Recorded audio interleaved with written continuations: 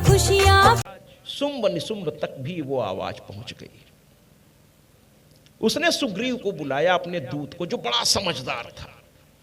कहने लगा, ये शुंभ निशुंभ देखिए विद्वान थे, केवल उनको राक्षस कहना ठीक नहीं है। सब बड़े साधना करके उतने बड़े सिंहासन पर बैठे थे महाराज। आसान है इंद्र के भी सिंहासन को अपने कब्जे में कर लेना।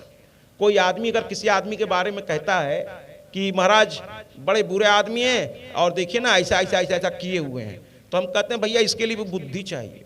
हर आदमी हर काम नहीं कर सकता। पहले तो उसकी बुद्धि की प्रशंसा करिए कि इतना कुछ उसने अपनी तिकड़म से पा लिया।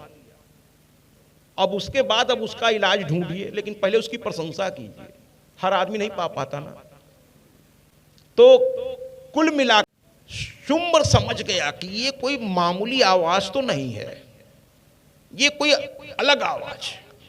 मां से कहा, शुंभ ने कहा सुग्रीव से कि देखो किसी और को मैं नहीं भेजूंगा, क्योंकि और लोग उतना ढंग से कर नहीं पाएंगे। तुम हमारे सबसे समझदार दूत हो और ये मामला कुछ दूसरा लग रहा है। तुम जाओ, पता करो ये कौन है और क्या चाहता है या क्या चाहती है। सुग्रीव आया, देखा दो सुंदरी। सबसे पहले मां पे नजर पड़ी। मां का सौंदर्य इतना अद्भुत था महाराज कि सुग्रीव देखता रह गया मां को। कहने लगा, ऐसी सुंदरी आज तक मैंने जीवन में नहीं देखा, ऐसी ब्रह्मांड में कोई नहीं होगा। सुग्रीव हाथ जोड़कर बोला, हे माता आप कौन हैं? मां ने कहा, देखो मैं कौन हूं अगर मैं बताने बैठूंगी तो पूरा तुम्हारी उम्र निकल जाएगी, इसलिए मेरा परिचय जानने का प्रयास मत करो। तुम अपना बताओ कि तुम कौन हो। तो कहने लगा, मैं शुंभ और निशुंभ का खास दूत हूं। मां ने कहा, बहुत अच्छा, स्वागत है, बताओ क्या चाहते हो। कहने लगे, मां हमारे महाराज, अभी भी शुरू हो गए, मां हमारे महाराज से विवाह कर लो। मां ने कहा, बहुत अच्छा, क्या प्रस्ताव लेके आए हो, कहां थे अभी तक हैं? अब देखिए महिषासुर वाली बात मां ने यहां नहीं कहा कि मैं वो नारी नहीं हूं कि मैं विवाह नहीं करूंगी। मां तो यहां हाथ से विनोद करने के मूड में है। कभी कभी बड़े लोग बड़े मजाक के मूड में होते हैं महाराज, वो मजाक मजाक में बहुत कुछ कह जाते हैं, है ना। तो कुल मिलाकर के मां आज थोड़ा हाथ से विनोद, यानी सरल भाषा में कह ले मजाक के मूड में आ गई। कहने लगी, वाह क्या प्रस्ताव लेकर आए हो।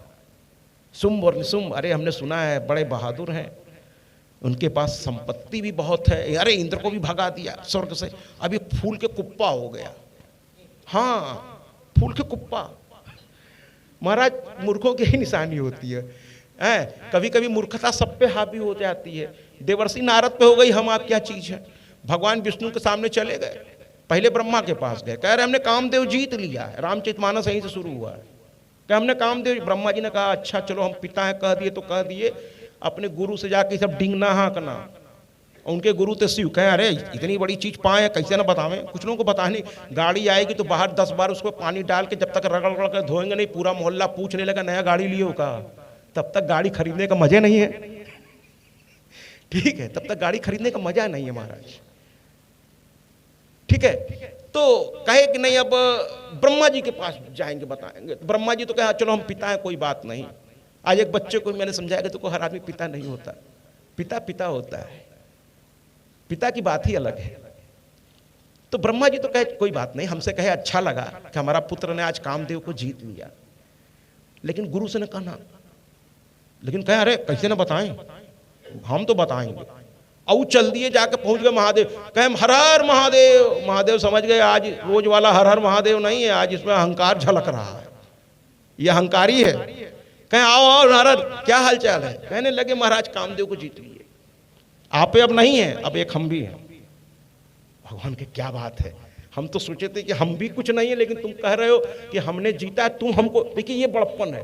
महादेव कहते तुमने हमको याद दिलाया, हमने कामदेव को जीता, वरना हमें तो याद नहीं था, तुमने याद दिला दिया हमको। चलो बहुत बहुत धन्यवाद, तुम भी जीत गए, बहुत अच्छी बात है। तो कहे एक काम करना, सब करना, लेकिन भगवान अपने इष्ट के पास न जाना। माने माता पिता से बड़कई बतिया लिए, एक पाप कर बैठे, गुरु से कह दिए दूसरा पाप कर बैठे, अब अपने भगवान से जाकर अपनी बड़कई न बताने लगना। लेकिन कहे अरे उनको तो जरूर बताएंगे, उनको नहीं बताएंगे, पहुंच गए भगवान विष्णु के पास, और भगवान विष्णु को जैसे ही बताया, भगवान विष्णु तो अलग ही तरह के थे, वो कहे ये तो हमारा भक्त है और इसमें अहंकार आ जाएगा तो ये अच्छी बात नहीं, क्योंकि अहंकार विनाश करा देती है। तो तुरंत खड़े हो गए, कहे अरे नारद आओ आओ हमारे साथ, अब तुम शेष नाग पर बैठो, तुम भी अब इसके अधिकारी हो गए। और नारद ने बिना सोचे समझे शेषनाग पर जैसे ही नारद ने बैठने के प्रयास भी किया, उनकी बुद्धि उसी समय चली गई। अहंकार विनाश कराता है।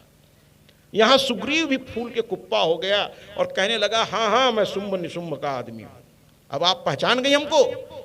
तो मां कही अरे तुमको क्या, मैं पूरे ब्रह्मांड को जानती हूं। और मैं आपको बता दूं महाराज, सांसारिक लोग आपको बाहर से देखते हैं, लेकिन भगवान आपको अंदर से देखता है। रूप से कोई लेना देना होता नहीं, वो अंदर से देखता है आपको। तो मां ने कहा अरे मैं सबको जानती हूं, मैं सबकी जननी हूं, और एक मां से बेहतर अपने बच्चों को कौन जानता है, कोई नहीं। जानते हैं संसार में या तो मां जानती है अपने बच्चों को, या फिर जो शिक्षा देता है गुरु, वो भी जान जाता है कि उसके छात्र में कितना दम है कितना नहीं है, वो भी जान जाता है। तो कुल मिलाकर के मां ने कहा कि मैं सबको जानती हूं, लेकिन भैया क्या बताएं, एक समस्या है। कहें बताओ समस्या क्या है। हमारे महाराज के सामने समस्या खुदे हाथ जोड़े खड़ी रहती है, बताओ क्या समस्या है। तो मां ने कहा बस समस्या एक ही है भैया, कि बचपन में क्या बताएं। अब देखिए मां मजाक के मूड में, हास्य विनोद के मूड में, क्या करें, बचपन में ना बड़बोलापन हमारे अंदर बहुत था। मां बोल रही है, आनंद लीजिए जरा मां के इस हास्य विनोद का, कि हमारे में बड़बोलापन बहुत था। छोटे हम लोग लड़कियां खेलते थे आपस में, एक दिन हमारे मुंह से निकल गया कि हम उसी को पति बनाएंगे जो हमको युद्ध में हरा देगा। तो सखियों ने कहा अरे बड़ी बड़ी बात ना करो, तुम हराएगा वो मेरा पति बन जाएगा। तो कहे तुम्हारे शुभ निशुभ के लिए कोई कठिन तो है नहीं, जाओ कह दो आमे हरामे और लेके चले। खुला ऑफर है ना, मॉल्स, हम लोग प्रयागराज में स्मार्ट सिटी में रहते हैं, तो मॉल्स में रोज नए नए ऑफर दिए जाते हैं ग्राहक को बुलाते। तो ऑफर है ना, एक के साथ एक फ्री का ऑफर तो नहीं है, ये गलती से सोचिएगा भी नहीं, ठीक है।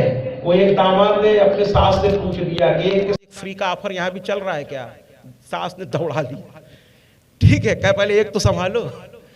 तो कहने का तात्पर्य ये है कि मां ने कहा कि आओ और ले जाओ।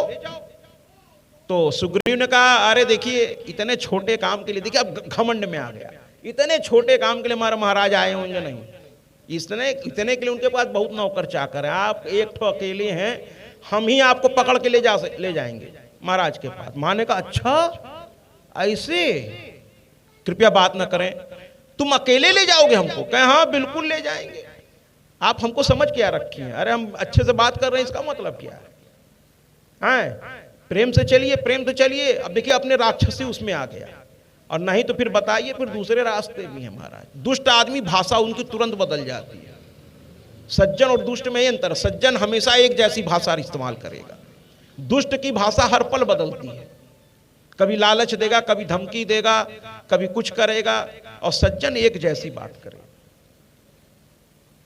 सज्जन अपनी जबान का पक्का होता है, कह दिया तो कह दिया, और दुष्ट की बातों का क्या भरोसा। तो कुल मिलाकर के उसने कहा कि नहीं चलोगे ऐसे तो घसीट के ले चलो।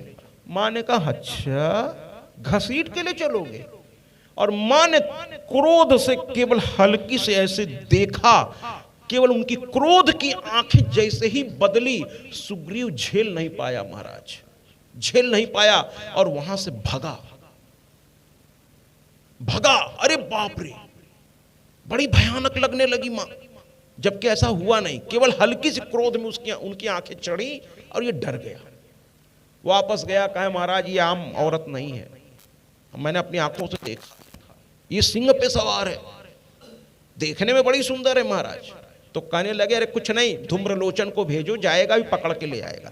धूम्रलोचन को बुलाया गया, इसके अंदर 60,000 सैनिकों का बल अकेले उसके अंदर था, राक्षस साधना करके सब कुछ प्राप्त करते थे, और साथ में उसने 60,000 सैनिक भी ले लिए महाराज, अपने जैसे ही बलशाली। एक औरत को हराने के लिए इतने लोगों को लेकर चला, और कहता है कि हम बहादुर हैं, बारे बहादुरी। पहुंच गया मां के सामने, कहा चलो।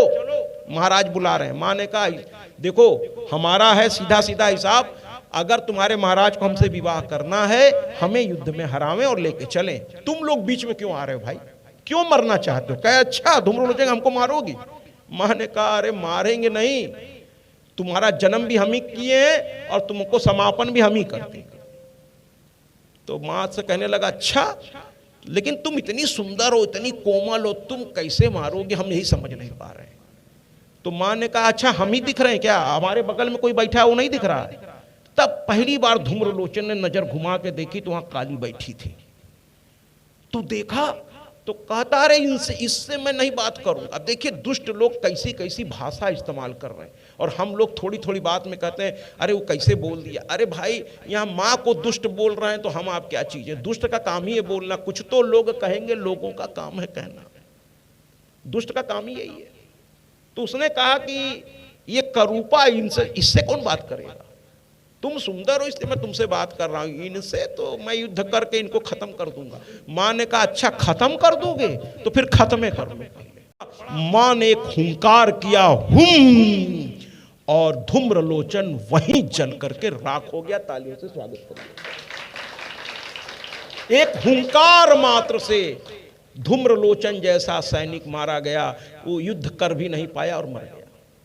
बाकी की सेना भाग चली महाराज, उसकी हिम्मत छूट गई।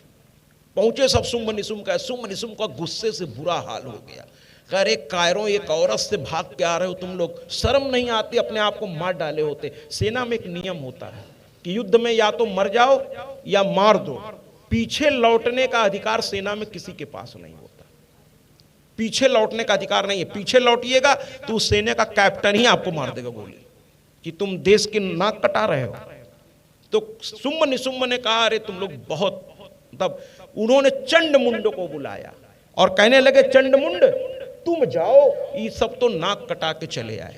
फिर चंडमुंड भी 60 हजार सैनिक लेकर के गए। इन्होंने भी माँ से वही कहा, और माँ ने कहा कि अरे दुष्टों, बार बार अलग अलग लोग क्यों आ रहे हो, अरे सीधे शुंभ निशुंभ आवे, विवाह जिसको करना वही, दूल्हे को लेकर क्यों नहीं आ रहे?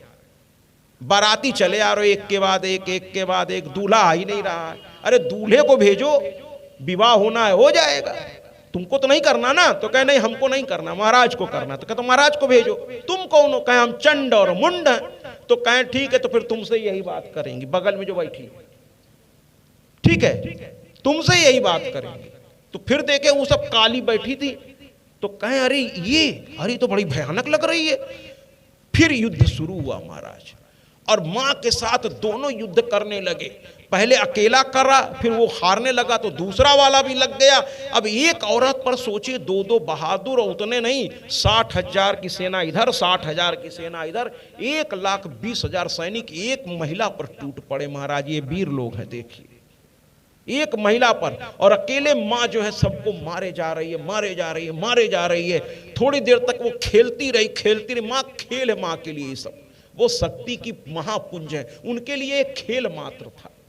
अंत में उन्होंने चंड और मुंड को दोनों हाथों से पकड़ा, एक का बाल ऐसे, दूसरे का बाल ऐसा, और दोनों को जैसे बच्चे खिलौना उठा करके एक दूसरे में से लड़ाते हैं। चंड मुंड जो कि बहुत विशालकाय शरीर वाले थे, माँ ने खेल खेल में बच्चों की तरह उठा लिया और दोनों को ऐसे ऐसे टकराने लगा। अभी सब हाय हाय हाय हाय चिल्लाने लगे।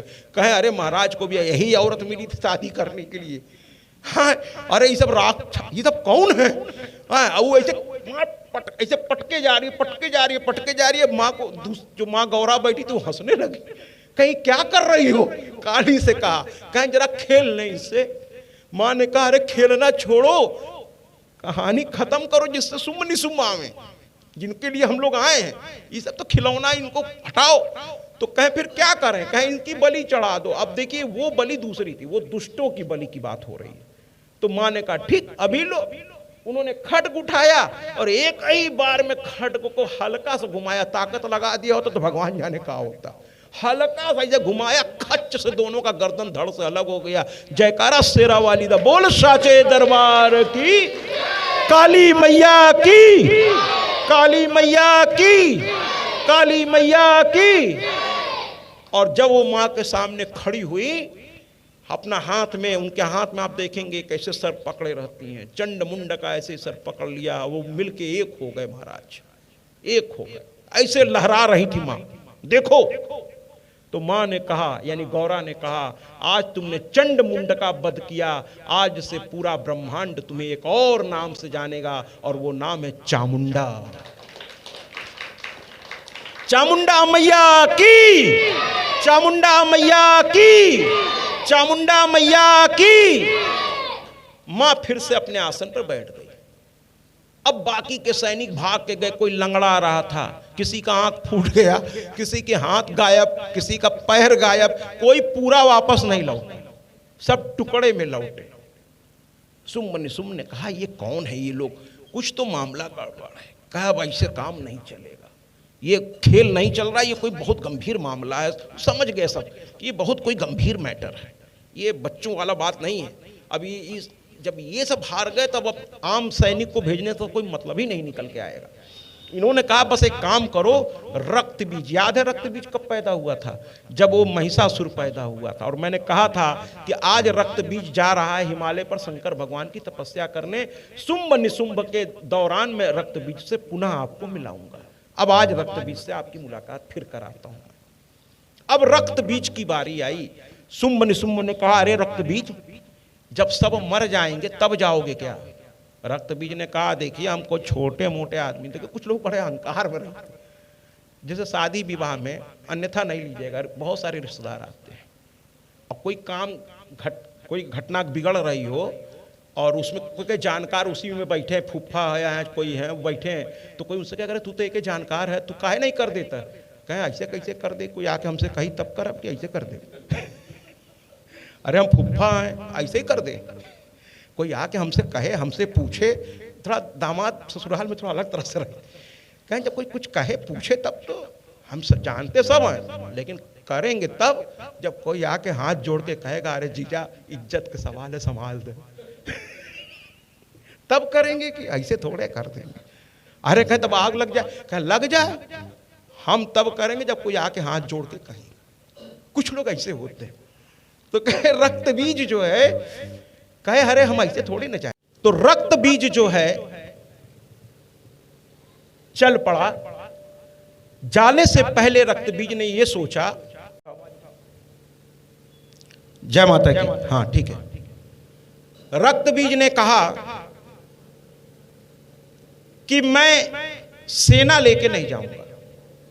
कुछ लोगों को बड़ा अहंकार होता अपने आप में, उनको ये पता ही नहीं होता कि सामने कौन है।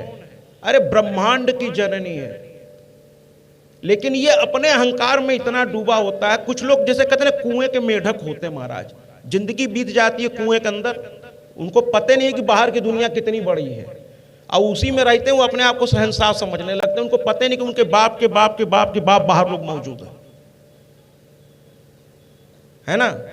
वो एक कुएं में रहते हैं, और ऐसा कुआं पूरे संसार में पता नहीं कितने हैं। तो रक्त बीज को भी यही भ्रम हो गया, उसको पता नहीं था कि सामना किससे होने जा रहा है। ये ब्रह्मांड की जननी है।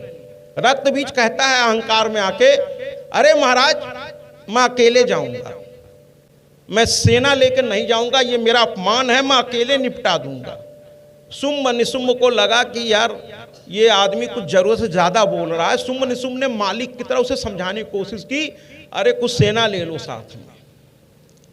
रक्त बीज ने कहा अरे नहीं, हम नहीं सेना ना लेंगे। कुछ लोग किसी की नहीं सुनते हैं, इसीलिए वो तरक्की तो क्या, वो तरक्की का तब ही नहीं कर पाते, जीवन भर वहीं रेंगते रह जाते हैं, क्योंकि वो सुनना नहीं है, उनको समझना नहीं है, सीखना नहीं है। तो जहां है बल्कि वहां भी बचना मुश्किल हो जाता है उनका, वो भी खत्म हो जाता है धीरे धीरे। रक्त बीज को शुंभ निशुंभ ने बहुत समझाया कि मेरी सेना ले जाओ, सब सेना तो मारी जा चुकी है, लेकिन मेरी सेना ले जाओ, अपने सपोर्ट के लिए ले जाओ। तो रक्त बीज ने कहा महाराज अगर आप मुझे भेजना है तो अकेले भेजिए। उसमें शुंभ ने कहा लगता है ये मरने पर तुला है, अब ये भी बर्बाद होगा ही होगा, जाओ। शुंभ ने कहा जाओ, कुछ लोगों को छोड़ देना चाहिए, जाओ चलो यहां से निकलो। तो निकाल दे, जाओ जाओ हो निपट लो। गया, अकेले झूमता हुआ गया, और भीम का शरीर, सामने मां बैठी मुस्कुरा रही थी। मां ने देखा कि ये अकेला चला आ रहा है, तो माँ को भी थोड़ा सा हंसी आ गई, फिर भी माँ ने कहा भाई तुम कौन हो? माँ ने जानबूझ के पूछा, कोई अहंकारी आदमी को थोड़ा सा, और क्या कौन हो भाई तुम?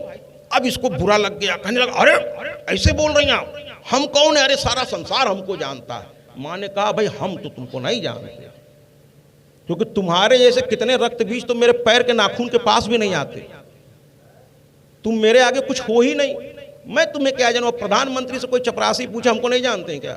प्रधानमंत्री को हंसी आ जाएगी, कहेगा मुझसे मुख्य सचिव बात करता है, तुम कौन हो? मैं तुम्हें क्या जानूं तुम कौन हो? मुख्य सचिव आता है जो आईएएस में सबसे सीनियर मोस्ट होता है, वो भी नॉक करता है दरवाजे पे और कहता है मे आई कम इन सर? तो प्रधानमंत्री कहता है हाँ आइए। वो भी समय लेता है, अपॉइंटमेंट ऐसे नहीं मिल लेता, उसको भी अपॉइंटमेंट हफ्ते हफ्ते बाद की मिलती है महाराज। कोई हायर इमरजेंसी हो तो वो रिक्वेस्ट करता है, तब प्रधानमंत्री कहते हैं अच्छा ठीक है आइए। तो अब कोई चपरासी कहे कि साहब हमको आप नहीं पाए, देखिए कोई भी चीज छोटा बड़ा नहीं होता महाराज, कोई भी चीज, हर पद अपने आप में प्रतिष्ठा वाला है, लेकिन उस पद पे बैठे व्यक्ति को उस पद की अनुमान होना चाहिए। कोई छोटा बड़ा नहीं है, हर आदमी अपनी जगह पर बड़ा है, लेकिन उसको उसके अनुसार व्यवहार करना आना चाहिए। हर आदमी जिस पद पर बैठे उसको पता होना चाहिए मैं किस पद पर हूं और किससे बात कर रहा हूं। तो कुल मिलाकर के रक्त बीज पहुंचा। मां से कहा तुम हमें नहीं जानते हो? मां ने कहा बिल्कुल नहीं, तुम्हारे जैसे कितने तो मेरे अगल बगल, मुझे पते नहीं तुम कौन हो भीड़ में। तो कहने लगा मैं रक्त बीज हूं। मां ने कहा बहुत अच्छा, तुम्हारी खासियत क्या है?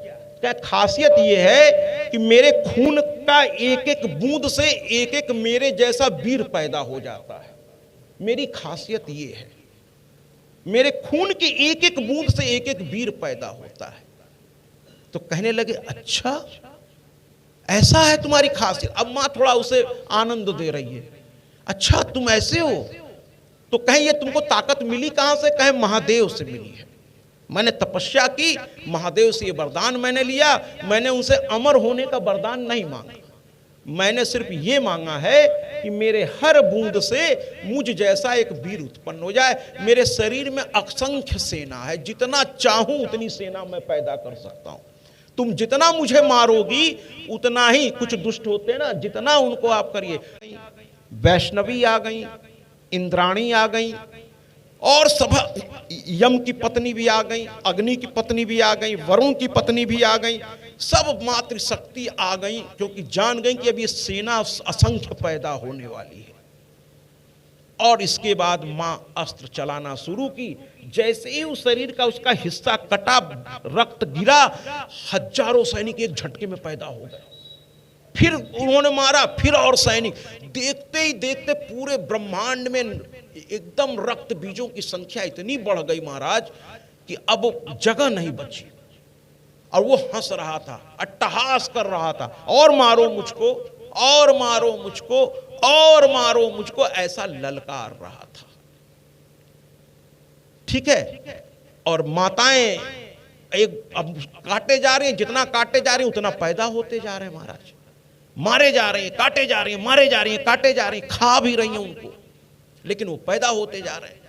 अंत में क्या हुआ कि मां ने, काली मां ने मां की ओर देखा।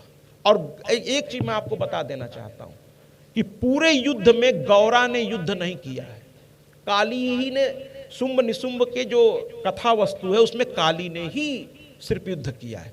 गौरा जब शुंभ और निशुंभ आएंगे तभी वो उठेंगी, उसके पहले गौरा चुपचाप बैठी थी, सब काली मां ही संभाल रही थी। तो काली ने गौरा की ओर देखा कि अब क्या किया जाए।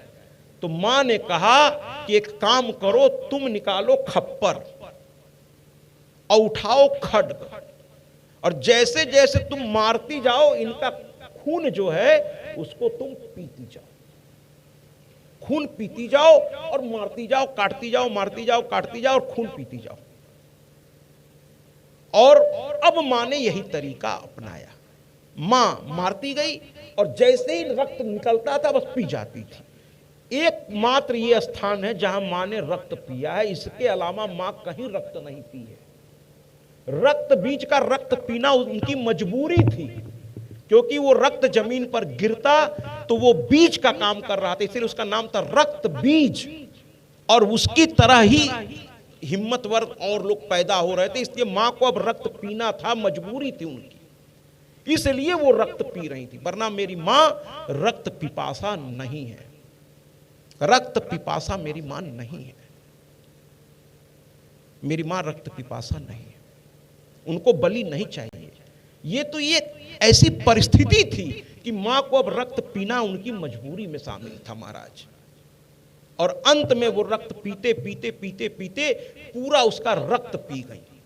और जैसे ही पूरा उसका रक्त पी गई, बस अगला खड्ग उठाया और उसका सर धड़ से अलग कर दिया, और रक्त बीच के मरते ही उसकी जो कृत्रिम सेना थी वो सब खुद मर गई महाराज। सारा युद्ध यहीं पर रक्त बीज का समाप्त हो।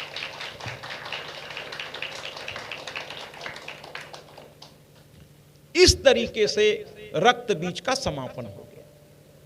अब शुंभ निशुंभ के पास कोई और चारा नहीं बचा, शुंभ निशुंभ के पास कोई और चारा नहीं बचा, शुंभ निशुंभ को आना पड़ा। और मां से फिर इन दोनों का युद्ध प्रारंभ करने से पहले शुंभ ने निशुंभ से कहा कि भाई मुझे कुछ गड़बड़ लग रही है। निशुंभ ने शुंभ से पूछा क्या लग रहा है? तो शुंभ और निशुंभ में आपस में जो चर्चा हुई वो कुछ इस प्रकार थी कि ये स्त्री आम स्त्री नहीं है, ये देवी भी नहीं है। तो कहे फिर ये कौन है? सुनिएगा बड़े ध्यान से। तो कहे ये देवी भी नहीं है, ये स्त्री भी नहीं है, ये यक्ष गंधर्व किन्नर भी नहीं है, और ये अब सुन लीजिए मां कौन है। कहते हैं ये देव भी नहीं है, ये देवी और देव भी नहीं है। तो कहे फिर ये कौन है?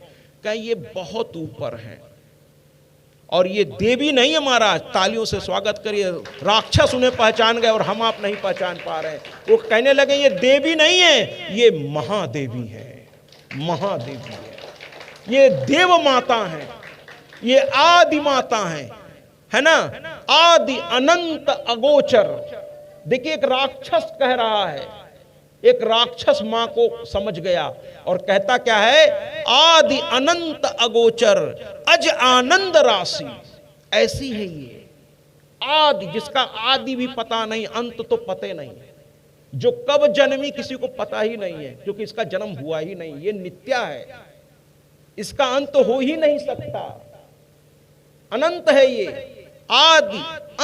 तो कहते हैं और अगोचर है, दिखती भी है।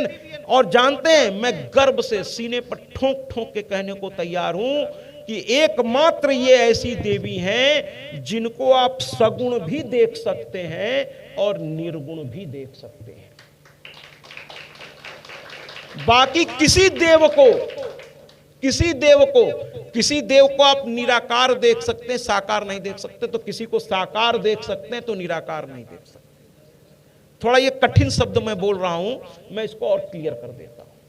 साकार और सगुण उसे कहते हैं जिसको हम आप देख सकें, उनका एक आकार होता है, एक प्रकार होता है, ये साकार है। जैसे हम और आप साकार हैं, हमको आप लोग, लेकिन जो वायु है इसका कोई आकार प्रकार नहीं है, इसीलिए हम वायु को महसूस कर सकते हैं, देख नहीं सकते। ये निराकार है, वायु निराकार है, हवा निराकार है, महसूस होती है कि हवा चल रही है लेकिन दिखाई नहीं देती। आज तक हवा से किसी की मुलाकात हुई नहीं, महसूस कर सकते हैं हम लोग। लेकिन एकमात्र मेरी मैया है जिसका साकार स्वरूप भी है और निराकार स्वरूप भी है। और मैं बड़े गर्व से कहता हूं मैं ऐसे देवी की पूजा करता हूं जिसका साकार स्वरूप भी मैं आपको दिखा सकता हूं और निराकार स्वरूप भी दिखा सकता हूं। कैसे दिखा सकता हूं? आइए देख लेते हैं। मैं बातें नहीं करता, मैं प्रमाण के साथ, मैं शिक्षक रहा हूं, प्रमाण के साथ बात करूंगा, वरना विद्यार्थी मानेगा नहीं मेरी बात। प्रमाण देना पड़ता है ना। वो कहता सर आपके कहने से नहीं, दिखाइए तो, है ना। इंटर के छात्रों को चूंकि हम लोग पढ़ाते थे तो बच्चे बड़े हो जाते हैं तो वो ऐसे नहीं मानेंगे, उनको बकायदा प्रमाण देना पड़ता है, प्रमाण देना पड़ता है। तो आदत सी पड़ गई बिना प्रमाण के बात नहीं करनी है। साकार तो ये सामने देखिए, इतनी बड़ी प्रतिमा डॉक्टर साहब ने लगा रखी है, इतनी बड़ी तस्वीर, ये साकार स्वरूप है। 9 दुर्गा बगल में है, नीचे वैष्णो का स्वरूप है, महालक्ष्मी, महासरस्वती, महाकाली है ना, और मां बीच में विराजमान है और अगल बगल 9 दुर्गा विराजमान है। ये साकार हैं जो आप देख रहे हैं।